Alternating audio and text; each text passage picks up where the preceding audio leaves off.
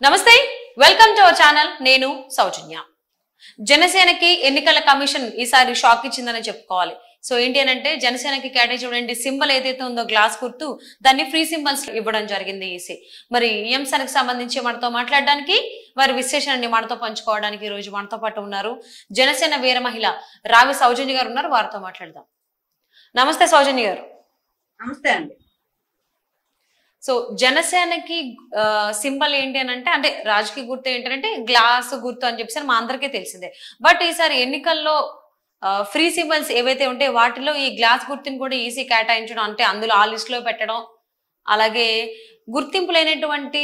పార్టీలు ఏవైతే ఉన్నాయో వాటిలో జనసేనని కూడా చెప్పడం గుర్తింపు ఉన్నటువంటి పార్టీలు ఏమిటని కూడా లిస్టు బయటికి పెట్టడం సో దీన్ని అంతటిని మీరు ఏ విధంగా చూస్తున్నారు సౌజన్య గారు ఇక్కడ మనం గమనించాల్సిన ఒకటి ఏంటంటే గాజు గ్లాసు గుర్తు అనేది ఏదైతే ఇప్పుడు ఎన్నికల కమిషన్ చెప్పిందో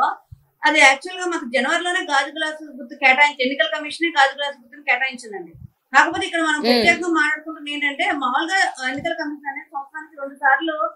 రికగ్నైజ్డ్ పార్టీస్ అన్రికగ్నైజ్డ్ పార్టీస్ అని వారి యొక్క పార్టీ పేర్లు ప్లస్ సింబల్స్ అనేది రిలీజ్ చేస్తారు సో ఇక్కడ recognized registered parties recognized parties ఇక్కడ జనసేన రిజిస్టర్డ్ పార్టీలోనే ఉంది రికగ్నైజ్ పార్టీలో లేదు అన్నట్టుగా చెప్తున్నారు యాక్చువల్ గా ఏంటంటే 8% పైన పోటీ చేసే నియోజకవర్గాలు ఏదైనా దాంట్లో అది రికగ్నైజ్ అయినట్టు అనేది ఎన్నికల కమిషన్ చెప్తుంది ఇక్కడ గాజు గ్లాసు ఎక్కడైతే పోటీ చేస్తున్నామో పోటీ చేసే చోట గాజు గ్లాసు గుర్తే కామన్ సింబల్ ఇక్కడ గాజు గ్లాసు గుర్తు అంటే మేము పోటీ లేని చోట అక్కడ ఫ్రీ సింబల్ గా ఉంటుంది అని చెప్పినట్టుగా ఒక వార్తలు సర్క్యులేట్ అవుతున్నాయి సో ఆ వార్తలకు కూడా మేము ఖండిత ఒక మాట చెప్తున్నాము మా లీగల్ టీమ్ అంతా కూడా దాని మీద వర్క్ చేస్తున్నారు ఎన్నికల కమిషన్ కి ఒక లెటర్ రాయబోతున్నారు ఖచ్చితంగా గాజు గ్లాస్ అనేది జనసేనకే ఉంటుంది అంటే ఏది పోటీ చేయని ప్లేసుల్లో కూడా ఫ్రీ సింబల్ నుంచి ఏపీ వరకు తీసి పక్కన పెట్టే పరిస్థితి ఉంటుందని చెప్పని మేము భావిస్తున్నాం ఓకే సో అంటే మీరు ఆల్రెడీ ఇంతకు ముందు జరిగినటువంటి ఎన్నికల్లో కూడా ఇదే ఇష్యూ అయ్యింది కదా యాక్చువల్లీ గాజు గుర్తుకు సంబంధించి గాజు గ్లాస్ అనేది ఫ్రీ సింబల్స్ లో ఉండడం అలాగే జనసేనకు కూడా కేటాయించడం దీనికి సంబంధించి ఓటర్లని కన్ఫ్యూజ్ చేసేటువంటి అవకాశం ఎక్కువగా ఉందని కూడా చాలా మంది అభిప్రాయపడుతున్నారు మరి ఈసారి కూడా అదే సీన్ రిపీట్ అవుతుంది ఎన్నికల కమిషన్ దగ్గర నుంచి మరి దీన్ని ఏ విధంగా అంటే ఇక్కడ ఎలా ఉంటుందంటేనండి పవన్ కళ్యాణ్ గారు ఏదైతే ఈ నిర్ణయం తీసుకొని స్టెప్ వేశారో వ్యతిరేక ఓటు చేయలేం అని చెప్పని వైసీపీ ప్రభుత్వానికి పూర్తి స్థాయిగా ఆ రోజు నుంచే భయం పట్టుకుంది కాబట్టి ఈ పొత్తు ఒక అంశం ఈ పొత్తు సీట్లు అనౌన్స్ అంటే పొత్తే కష్టం అనుకున్నారు ఆ పొత్తు మళ్ళా పొత్తు పొడిచి ఈ క్రమంలో అంటే టీడీపీ జనసేన చాలా అన్నింగా వెళ్లే క్రమంలో సీట్లు వచ్చాక సీట్లు బట్టి చూద్దాం ఇది పొజిషన్ అయిపోద్ది అనుకున్నారు కానీ సీట్లు ఇచ్చిన తర్వాత కూడా ఎవరికాలు రాష్ట్ర పరిస్థితులను దృష్టిలో పెట్టుకొని రాష్ట్ర ప్రజల్ని దృష్టిలో పెట్టుకొని అక్కడ కూడా చాలా కాంప్రమైజ్ గా చాలా చక్కగా ముందుకెళ్ళడం జరుగుతుంది ఇక్కడ అదంతా వైసీపీకి ఎలా ఉందంటే మిగిలిన పట్ల ఇది వీళ్ళు ఇలాగే వస్తే మనం ఓటమి కూడా భాగమైన ఓటమి ఉంటాం ఖాయం అని చెప్పని వాళ్ళు ఆలోచించి వీళ్ళు ఎన్నికల కమిషన్కి లెటర్ పెట్టి మరి దీన్ని అంటే సింబల్ విషయంగా నానా యాగి చేసే పరిస్థితుంది కానీ సింబల్ ఎక్కడికి సింబల్ జనసేనకే ఉంటుంది ఎక్కడైతే జనసేన పోటీ చేయట్లేదో అక్కడ ఫ్రీ సింబల్ గా ఉండదు అని చెప్పనేది మాత్రం మేము గంటపడంగా చెప్తున్నాం దాని తాలూకు ఏదైతే టెక్నికల్ ఇష్యూస్ ఉన్నాయో అవన్నీ కూడా జనసేన పార్టీ చూసుకుంటాం ఓకే సో అలాగే ఈ సింబల్స్ గురించే కాకుండా ఇంకొకటి కూడా లిస్ట్ కూడా రిలీజ్ చేయడం జరిగింది కదా సో గుర్తింపు ఉన్నటువంటి పార్టీలు జాతీయ పార్టీలు ఏంటి ప్రాంతీయ పార్టీలు ఏంటి గుర్తింపు లేనటువంటి పార్టీలు ఏంటి అని కూడా లిస్ట్ చేయడం జరిగింది గుర్తింపు లేనటువంటి లిస్ట్ లోనే జనసేన పార్టీ ఉందనేటువంటి వార్త బయటకు వస్తుంది సో దీని గురించి ఏమంటారు లేదు కదండి రిజిస్టర్డ్ పార్టీ రికగ్నైజ్డ్ పార్టీగా కాకుండా రిజిస్టర్డ్ పార్టీగా అంటే ఇప్పుడు మనకి ఎన్నికల కమిషన్ లో కొన్ని టర్మ్స్ కండిషన్స్ ఉంటాయి మనకి టెక్నికల్ గా కొన్ని ఓడింగ్స్ ఉంటాయి సో ఆ టెక్నికల్ గా వాడే భాషలో వాళ్ళు అలా చెప్తున్నారు కానీ యాక్చువల్ గా 4 ఎమ్మెల్యేలు ఉండాలి 2 ఎంపీలు ఉండాలి లేదంటే 6% పైన ఉండాలి అని చెప్పన్నారు మేము దగ్గర దాకా వచ్చాం లాస్ట్ టైం అంటే అక్కడ కుదించి 134 కుదిస్తే ఖచ్చితంగా మేము 6% పైనే ఉంటాం కానీ 170 అంటే మేము ఏదైతే కలిసి పోటీ చేసామో కలిసి పోటీ చేసే క్రమాన్ని కూడా వాళ్ళు తీసుకున్నారు కాబట్టి 170కి డివైడ్ చేసి ఉంటారు అందుకనే ఒక రిజిస్టర్ పార్టీగా ఉంది అని చెప్పన్నారు కాకపోతే ఈసారి ఆ పరిస్థితి ఉండదు ఖచ్చితంగా రికగ్నైజ్డ్ పార్టీ కామన్ సింబల్ అనే వచ్చే పరిస్థితి ఉండదు కాబట్టి ఈ గ్యాప్ లో ఈ 2 నెలలే వీళ్ళు ఏం చేసినా ఎన్ని చేసినా వైఎస్ఆర్సీపీ ఎన్ని కుట్రలు పనుదామన్నా మాటికి ఎలక్షన్ వచ్చినప్పుడల్లా కూడా గాజు గ్లాస్ ని తీసుకొచ్చి ముందు పెట్టి గాజు గ్లాస్ మీద ఈ కుట్రలని ఎందుకు చేస్తున్నారు అనేది ప్రజలందరికీ కూడా అర్థమవుతుంది మీరు అన్నారు ఇందాక ప్రజలు కన్ఫ్యూజన్ లో ఉన్నారని కానీ ప్రజలు కన్ఫ్యూజన్ లో లేరండి ప్రజలందరికీ అర్థమయ్యే విధంగా వీళ్ళు చేసే పనులు ఏదైతే ఉన్నాయో ఎప్పుడు ఎలక్షన్ తెలంగాణ ఎలక్షన్ అవ్వచ్చు లేదా ఆంధ్రాలో ఎలక్షన్స్ అవుతుంది, ఏ ఎలక్షన్స్ వచ్చినా గాజు గ్లాస్ గుర్తు మీద ఎందుకు వీళ్ళు ఫోకస్ పెడతారు అంటే అక్కడ కేవలం ఈ రోజు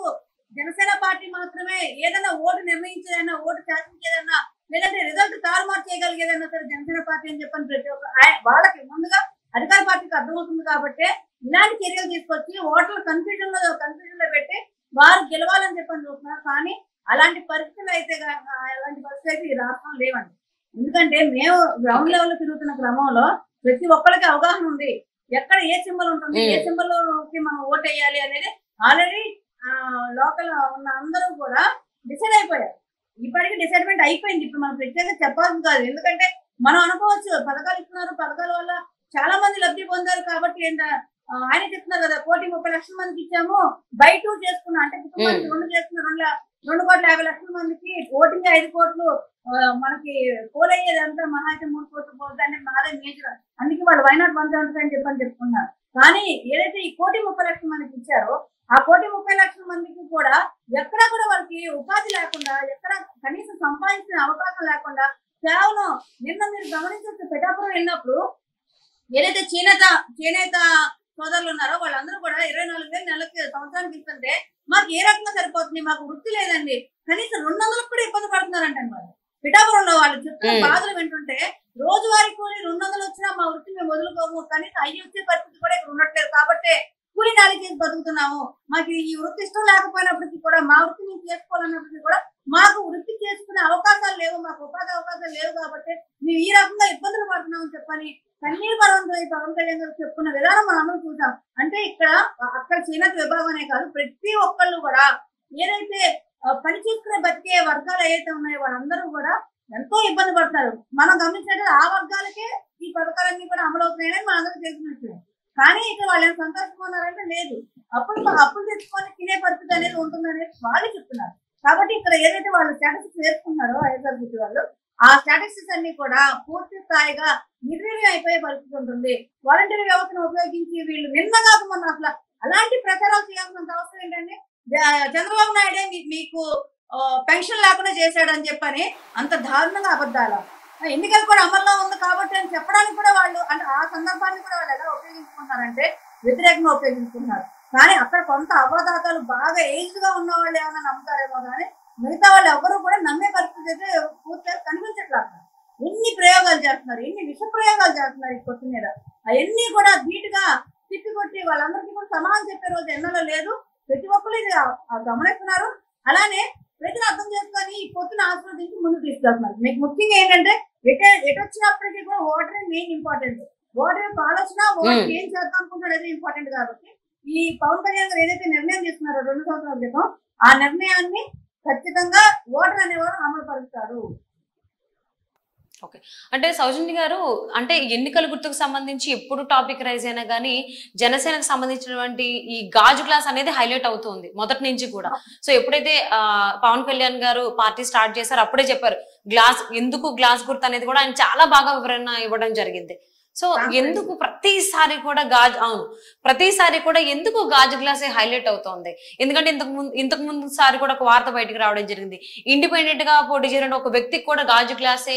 కేటాయించడం జరిగింది ఈసీఎన్ఎస్ అని. ఎందుకు హైలైట్ అవుతుంది గాజు గ్లాస్ ఇలా? గాజు గ్లాస్ అంటే చెప్పారు కదా పవన్ కళ్యాణ్ గారు మాట చెప్పారు, పల్లె కొద్ది పదును ఎక్కువ అన్నట్టు. అంబటి రాంబాబు గారు అండి, లాస్ట్ టైం మీకు గుర్తుందో లేదా, అంబటి రాంబాబు గారి ప్రచారంలో కూడా గాజు గ్లాసు నా గుండెల్లో గుచ్చుకుంటుంది బాబు అని చెప్పని ఏదో చిన్న డైలాగ్ వేశారు. అలాగా జగన్మోహన్ రెడ్డి గారి గాజు గ్లాసు అలా గుచ్చుకుంటా ఉంది. దాన్ని చూస్తేనే దాని యొక్క పదును ఆయనకి తగులుతా ఉంది. కాబట్టి ఎంతసేపు గాజు గ్లాసు మీదే వారి యొక్క ఆలోచన ఉంటుంది. ప్రతి ఎన్నిక వచ్చిన ప్రతిసారి కూడా గాజు గ్లాసు మీదే, ఎన్నిక వచ్చిన ప్రతిసారి కూడా మా ఉనికి ఏంటా మాకే ప్రత్యేకరంగా ఉండేటట్టుగా ఇలాంటి వార్తలను క్రియేట్ చేస్తున్నారు. కాబట్టి వాళ్ళు క్రియేట్ చేసే వార్తలకి లేకపోతే వీళ్ళు పెట్టే ఇబ్బందులకి ఎన్నో రోజులు టైం లేదు. గట్టిగా జూన్ 2వ తారీఖు అనుకుంటా కదా మనకు రిజల్ట్ అనేది. ఖచ్చితంగా ఈ చిన్న జూన్ 4th ఏమండి June 4th result June 4th మొత్తం అంతటికి తెర దిగిపోద్ది. ఆ రోజు జగన్మోహన్ రెడ్డి గారికి అర్థం అవుద్ది గాజు ముక్క దిగిపోద్దా, రిజిస్టర్డ్ పార్టీయా రికగ్నైజ్డ్ పార్టీయా గుర్తు లేదా, అసలు పవన్ కళ్యాణ్ గారు కొట్టే దెబ్బకి ఎలా గిలగిల కొట్టుకొని కొడుకుంటాడు ఇంట్లో అనేది ఆ రోజు అర్థమవుతుంది కాబట్టి ఆ రోజు దాకా మేము కూడా వెయిట్ చేస్తున్నాము. ఈ ప్రతిసారి సమాధానం చెప్పడం కూడా మాకు ఇబ్బందిగా ఉంటుంది. అవును, ప్రతిసారి కూడా ఎన్నికలు వచ్చినాయన్నా ఎన్నికలు గుర్తుకు సంబంధించి వచ్చినా గానీ మాట గాజు గ్లాస్ అనేది హైలైట్ అవుతుంది. ఈసారి కూడా అదే అయింది, ఫ్రీ సింబల్స్ లో కేటాయించడం జరిగింది గాజు గ్లాస్ ని. సో అతి త్వరలోనే గాజు గ్లాస్ అనేది జనసేనకి కంప్లీట్ గా కేటాయించేలాగా రోజు వస్తుందని చెప్పి ఆశిద్దామండి.